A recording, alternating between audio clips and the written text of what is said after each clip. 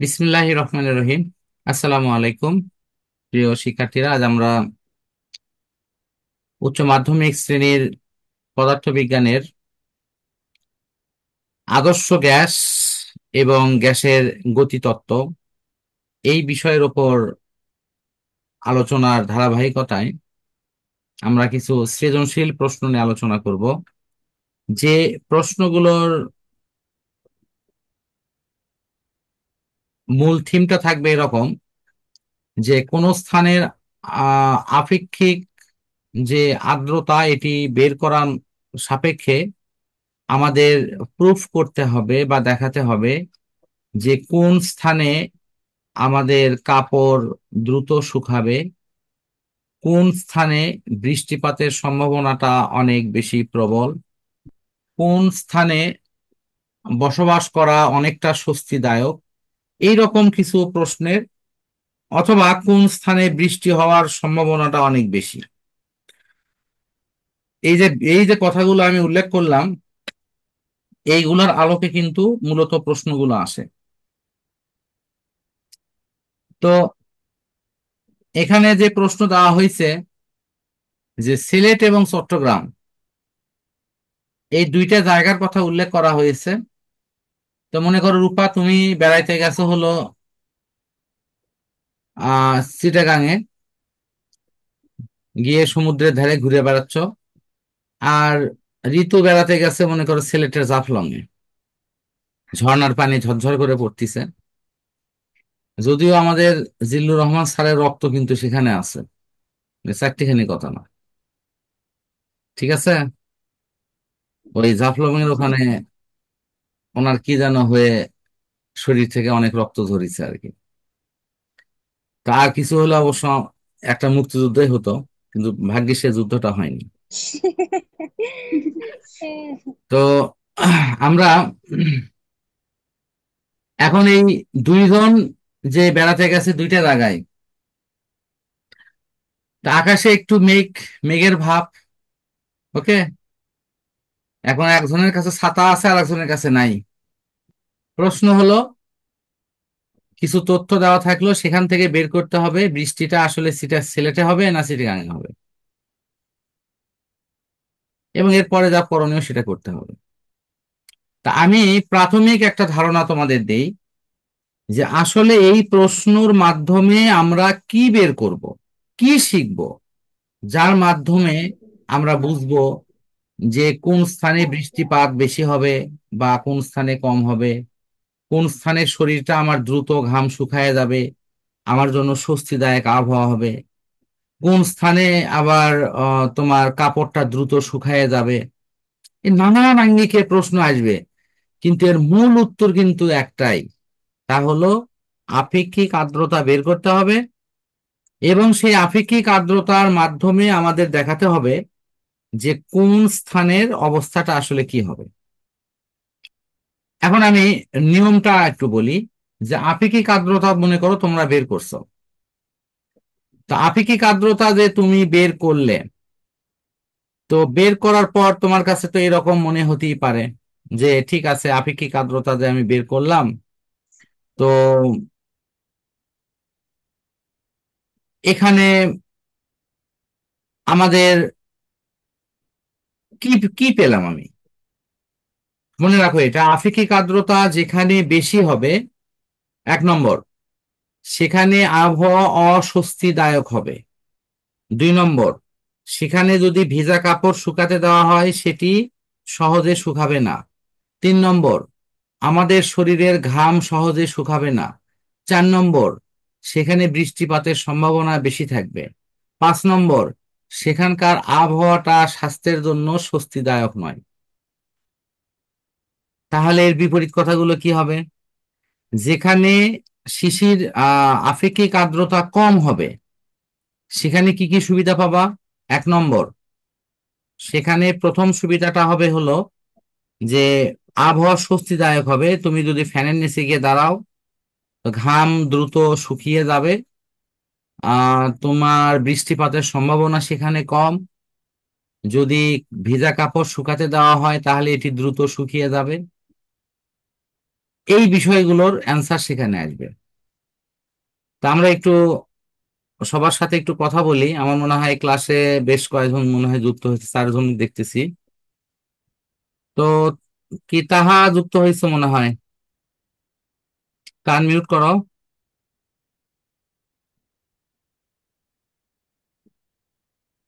তাহা, তারপরে কি বাপ্পি?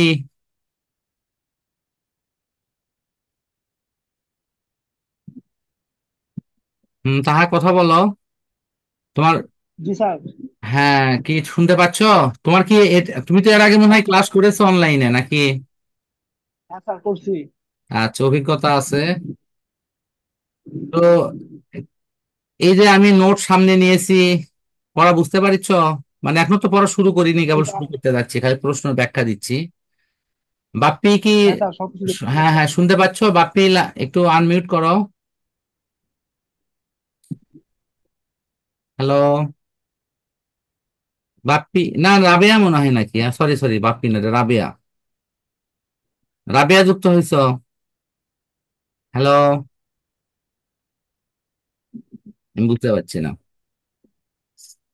আচ্ছা, ঠিক আছে। Next option. এখন দেখো, তাহলে আমাদের এখানে আরেকটা প্রশ্ন আসবে যে এই আর্দ্রতা বলতে কি বোঝায়?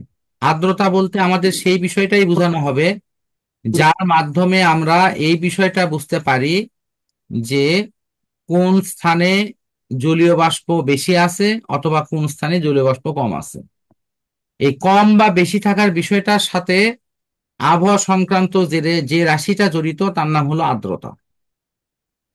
এখন আমাদের এখানে আরেকটা প্রশ্ন আসতেছে, যে তা হলো আমরা এখানে শিশিরাঙ্ক বের করব কেমনে? তো প্রথমে আগে বুঝাই যে শিশিরাঙ্ক শব্দটার অর্থ কি। একটু আরেক প্রথম প্রশ্নের উত্তরটা আমি দিচ্ছি না, গড় মুক্ত পথ, এটা তোমার রসায়নের গতিতত্ত্বের সাথে রিলেটেড। আচ্ছা, একটু অ্যান্সারটা দেই সংক্ষেপে। মনে করো বায়ুর মধ্যে এরকম অনেকগুলো কণা আছে, এই কণাগুলো পরস্পরের মধ্যে ধাক্কা খেলো, তাহলে সবার মধ্যে তো পথ একরকম না। মনে করো যে এই কণা যদি ধাক্কা খায়, একবার এর সাথে খাবে, একবার এর সাথে খাবে, অথবা দেয়ালের সাথে খাবে, তো বিভিন্ন কণাগুলো যতগুলো ধাক্কা খাবে সেই ধাক্কার সংখ্যাকে, মনে করো ধাক্কা খাইছে 10টা, আর এই ধাক্কার মধ্যে সে যাওয়া আসা করছে, মনে করো সে হয়তো কতগুলো পথ যাওয়া আসা করলো, মনে করো 10 সেন্টিমিটার পথ যাওয়া আসা করছে। তাহলে এই যে 10 সেন্টিমিটার পথ যে সে যাওয়া আসা করলো, এই 10 সেন্টিমিটারকেও 10 দিয়ে ভাগ করলে তার গড়মুক্ত পথ হবে। এটা গড়মুক্ত পথের মূল কথা। মানে সে তার কণাগুলোর সাথে কতবার ধাক্কা খেলো, কিভাবে খেলো। আম, এটা তোমরা গ্যাসের গতিতত্ত্বের ফার্স্ট পড়াগুলো এটা নিয়ে আছে, এবং এই জায়গাতে এরকম ভাবে দেখতে পাবা বায়ুর কণাগুলো যদি তুমি এরকম দেখো, কণাগুলো প্রতিনিয়ত তারা নিজেদের মধ্যে ধাক্কা খেচ্ছে এবং একটা দেয়ালের গায়েও ধাক্কা খেচ্ছে যে পাত্রে তাদেরকে রাখা হয়েছে। এখন এই ধাক্কা যে খাইলো, এখান থেকে মনে করো সে এখানে ধাক্কা খেলো, আবার এই জায়গা থেকে সে এই পাশেও ধাক্কা খেলো ওই কণার সাথে। এই দুই ধাক্কার মাঝখানে যে জায়গা, তার একটা গড় নামই হলো গড়মুক্ত পথ। আমার মনে হয় সংজ্ঞা তোমরা পড়ো, তারপরে যদি বুঝতে কারো প্রবলেম হয় ইনশাল্লাহ সেটা নিয়ে কথা বলা যাবে। একটু হলেও কি কোনো ধারণা পেলে গড়মুক্ত পথ মানে কি? জি স্যার। জি স্যার। আচ্ছা, আমি আমি একটা সহজ উদাহরণ দিই আর একটা। মনে করো একটা রুমের মধ্যে তোমরা 5-7 জন মিলে আড্ডা দিচ্ছ, তো ধাক্কাধাক্কি শুরু হলো। আর মেয়েরা সবগুলো হয়তো 5 জন একটা রুমে, তারা এই ধাক্কাধাক্কি শুরু করলো ওখানে। আবার ছেলেরা অন্য একটা রুমে 5-7 জন ধাক্কাধাক্কি শুরু করলো।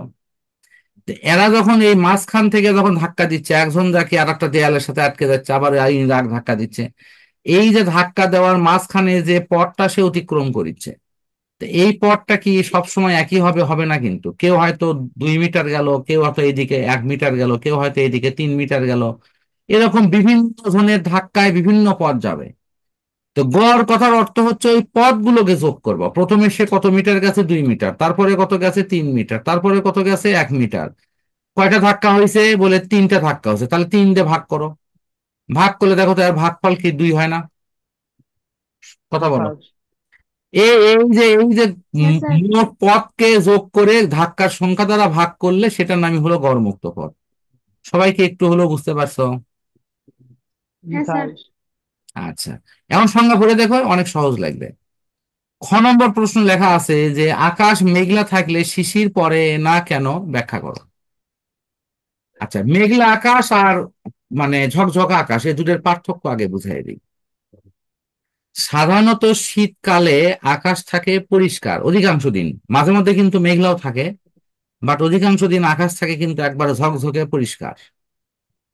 কি তাই থাকে না? হ্যাঁ স্যার। হ্যাঁ, আমার আমার কথার সাথে সাথে একটু অ্যান্সার করো তাহলে ভালো।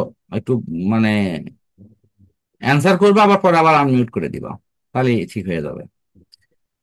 আচ্ছা, এখন আসো যে যখন আম, আকাশটা ঝকঝকে থাকতেছে তখন কি হয়? সূর্যের আলো এবং তাপ অনায়াসে পৃথিবীতে আসে। ওকে। আবার অনায়াসে কিন্তু সেটা বের হয়ে অপর দিকে চলে যায়। তাহলে এই যে এই যে এটা অনায়াসে আসতেছে বা অনায়াসে এটা বের হয়ে যাচ্ছে, এই বিষয়টা কিন্তু আমাদের একটু বুঝতে হবে। আকাশ পরিষ্কার থাকলে সূর্যের আলো তাপ যেমন পৃথিবীতে খুব দ্রুত আসে, আবার সন্ধ্যা হওয়ার সাথে সাথে এই আলো এই বিকীর্ণ তাপ দ্রুত পৃথিবী থেকে ফিরে যায়। এই যাওয়ার ফলে কি হয়, রাতের বেলায় ক্রমান্বয়ে ঠান্ডা পড়ে এবং বিশেষ করে শেষ রাতের দিকে ঠান্ডাটা প্রবলতর হয়। এবং এই কারণে দেখা যায় সেই সময়ে তোমার আকাশের গায়ে যে জলীয় বাষ্পগুলো ভেসে বেড়াচ্ছে, এই জলীয় বাষ্পগুলো জমে শিশির পড়া শুরু করে। তো এখন প্রশ্ন হলো যে আকাশ মেঘলা থাকলে শিশিরটা পড়ে না কেন? আকাশ যখন মেঘলা থাকে তখন দেখা যায় যে মূল যে প্রবলেমটা হয়, সেই প্রবলেমটা হলো যে রাতের বেলায় মানে গরম যে তাপ, অর্থাৎ যে তাপটা পৃথিবীতে আটকা পড়ছে দিনের বেলায়, এটা রাতের বেলায় আকাশ থেকে উপর দিকে যাবে, কিন্তু যেতে পারে না। ওই যে মেঘলা আকাশ অর্থাৎ মেঘের যে আস্তরণ পৃথিবীকে ঘিরে বসে থাকে, ওই আস্তরণ করে কি কোনো কিছু, অর্থাৎ অর্থাৎ ধরো এটা হলো পৃথিবী, আমি যদি ধরে নেই যে এই পৃথিবী হলো এটা আমাদের, এটা হলো পৃথিবী। অথবা আমি যদি একটু কালার করে দিই এটা, উম এটা ধরো পৃথিবী। এই পৃথিবীর চারদিকে পরিবেষ্টন করে আছে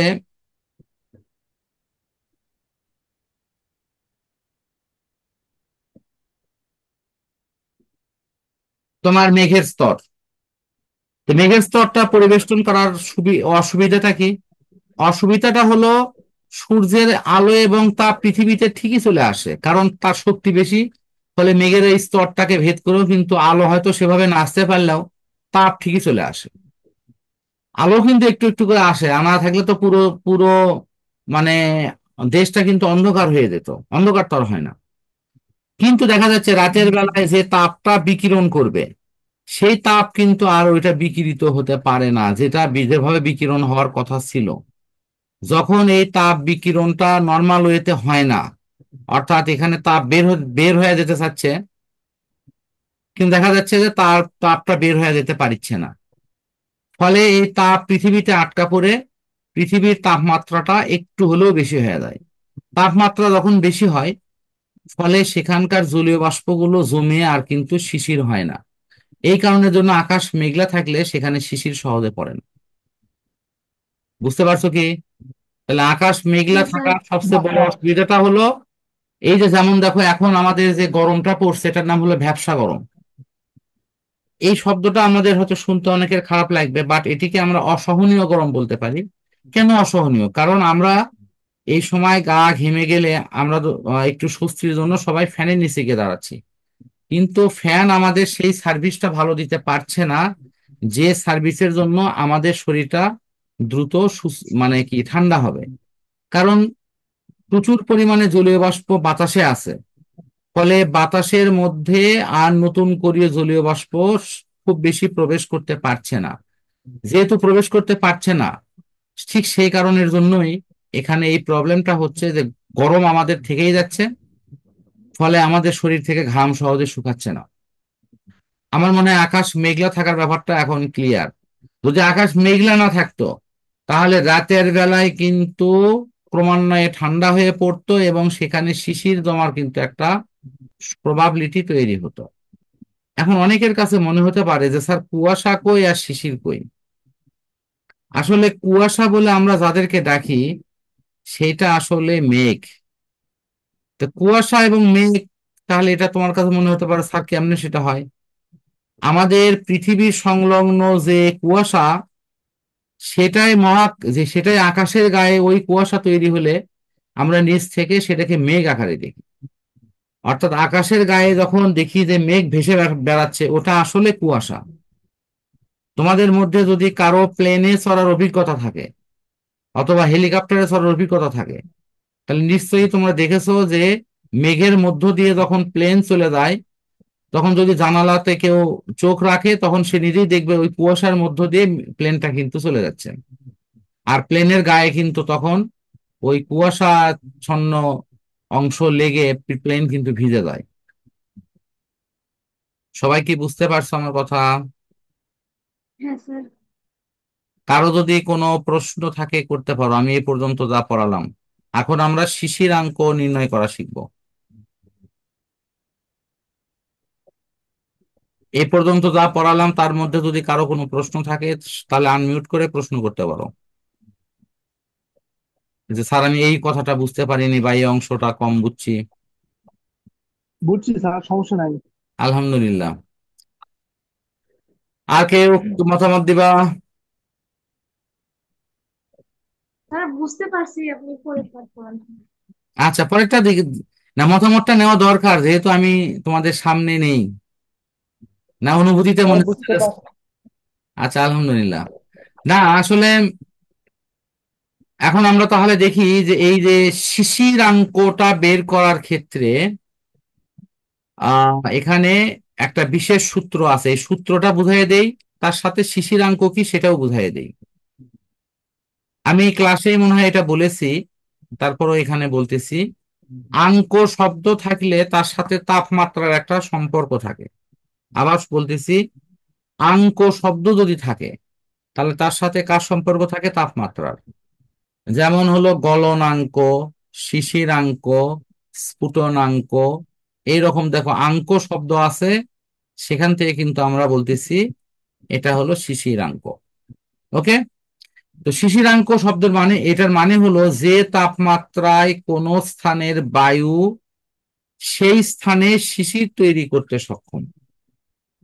অর্থাৎ তোমরা যে রুমে বসবাস করিচ্ছ, সেই রুমে বাহির থেকে কোনো বাতাস আসলো না, কোনো জলীয় বাষ্প আসলো না।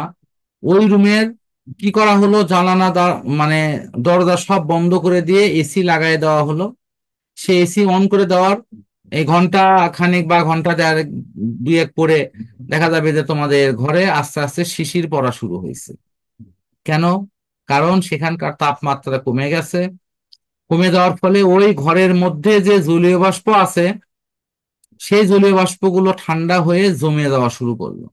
তো জমে যাওয়া শুরু করলো মানে শিশির পড়া শুরু করলো। যে তাপমাত্রায় গিয়ে এই শিশির পড়া শুরু করে বা শিশির জমা শুরু করে, সেই তাপমাত্রাকে বলা হয় শিশিরাঙ্ক। সবাই কি শিশিরাঙ্ক কথাটার অর্থ এবং ব্যাখ্যা বুঝতে পারছো? হ্যাঁ স্যার। জি স্যার। আচ্ছা, আলহামদুলিল্লাহ।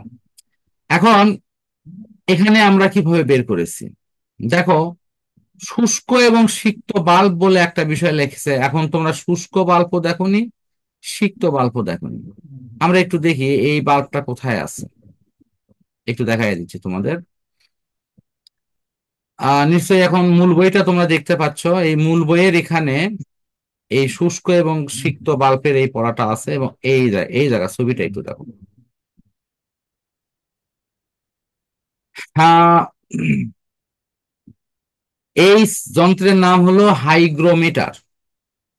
আবারও বলতেছি, এই যন্ত্রের নাম হলো হাইগ্রোমিটার। এই যন্ত্রের গঠন এবং কার্যপ্রণালীটা একটু সংক্ষেপে বলতেছি।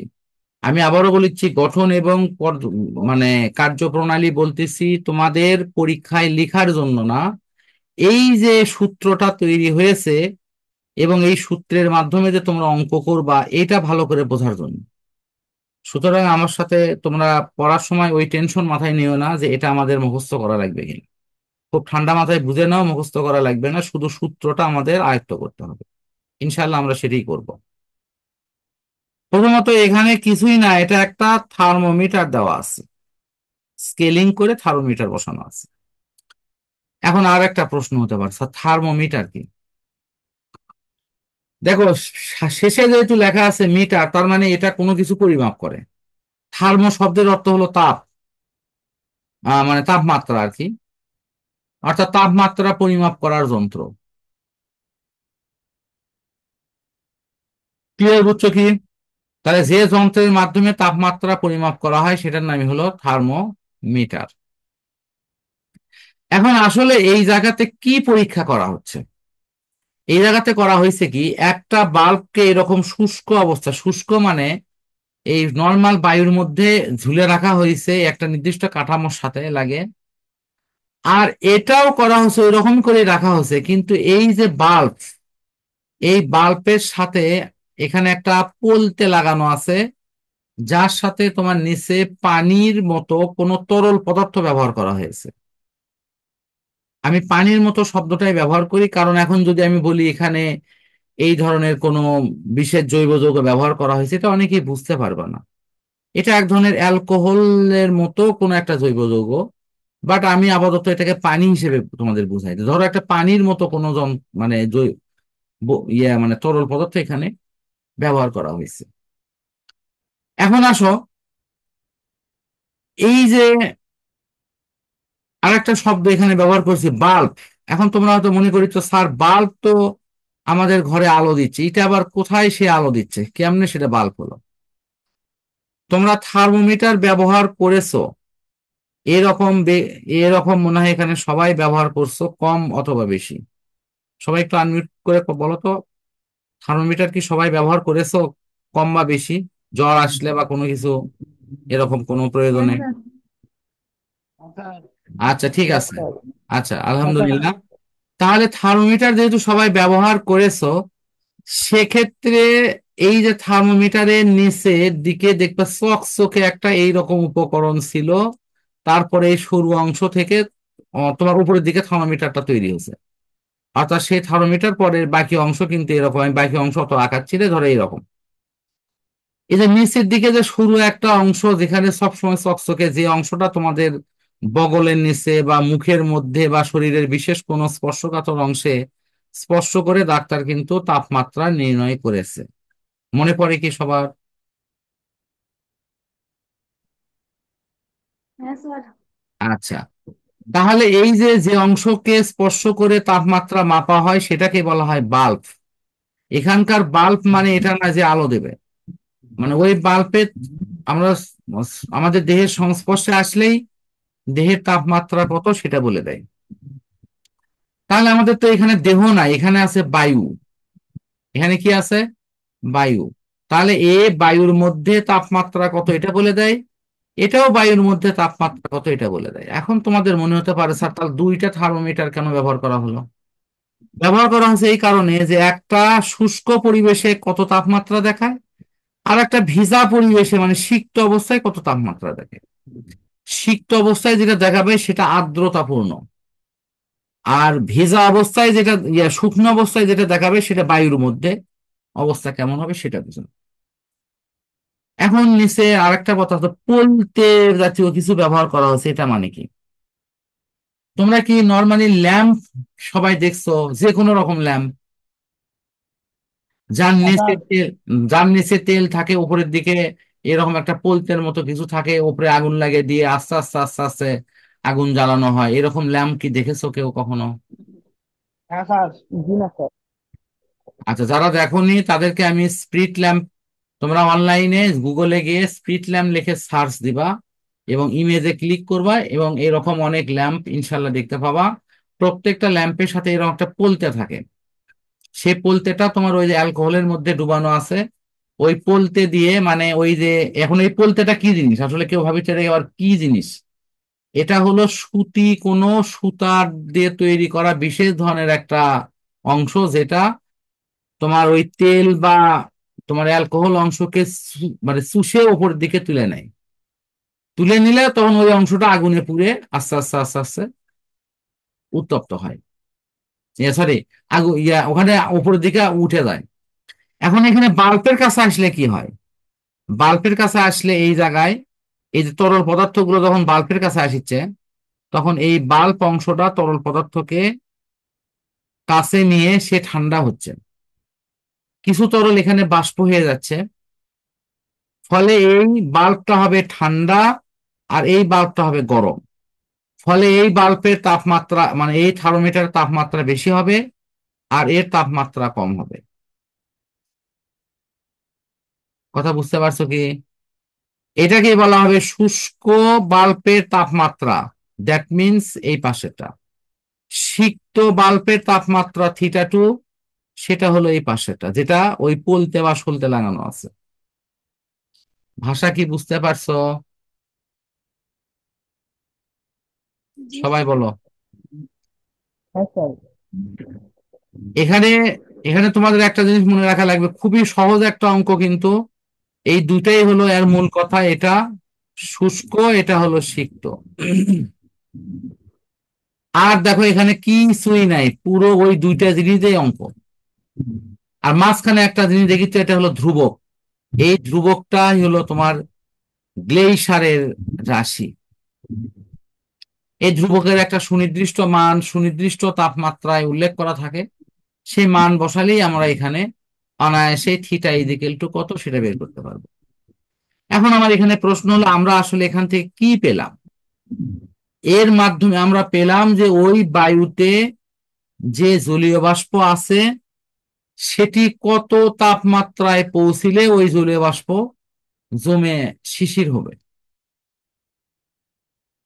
জমে কি হবে? শিশির হবে। কিন্তু যে তাপমাত্রায় শিশির হবে সেই তাপমাত্রাটাই আমি এখানে বের করতেছি। ক্লিয়ার বুঝছো? জি স্যার। আচ্ছা, আমার মনে হয় যে আমরা এই সূত্র দিয়ে যদি পরীক্ষায় অঙ্ক আসে, এই সূত্রের ওপর কারো যদি কোনো প্রশ্ন থাকে, আমি তাদেরকে প্রশ্ন করার সুযোগ দিচ্ছি এই সূত্রের ওপর। আছে কি? না স্যার। অন্য কারো আছে কি? আমি সবগুলোর মান কিন্তু বলে দিচ্ছি। এই থিটা হলো আমাদের শিশিরাঙ্ক, যে তাপমাত্রায় সেখানকার বায়ু সেখানকার জলীয় বাষ্প দ্বারা সম্পৃক্ত হবে। এই θ1টা কি? শুষ্ক বাতাসের হলো, তাপমাত্রা। হ্যাঁ, θ1টা হলো শুষ্ক বাল্বের তাপমাত্রা, θ2 হলো সিক্ত বাল্বের তাপমাত্রা। ঠিক আছে? জি এই স্যার। মানগুলো এখানে আমাদের দেওয়া থাকবে। আমরা শুধু এরকম মান বসাবো, অঙ্ক করব। আর নিচে দেখো আপেক্ষিক আর্দ্রতা বের করার কিন্তু সূত্রই এতটুকু। এখানে অনলি দুইটা রাশির মান হলে আমাদের অঙ্ক হবে। তার একটা হলো ছোট হাতের এফ আর একটা বড় হাতের F। অনলি এই দুটো জিনিসের মান বের করলে অঙ্ক হয়ে যাবে। আমরা ইনশাল্লাহ পরবর্তীতে এগুলো দেখব। আমি প্রথম সূত্রের একটু অঙ্ক দেখাই। এই সূত্রের অঙ্ক আছে কিন্তু তোমাদের যে নোট দিয়েছি সেখানেও আছে, এখানেও আমি যে নোটটা বের করেছি ইনশাল্লাহ সেখানেও তুমি অঙ্ক দেখতে পাবা। আমি একটু দেখাই দিচ্ছি।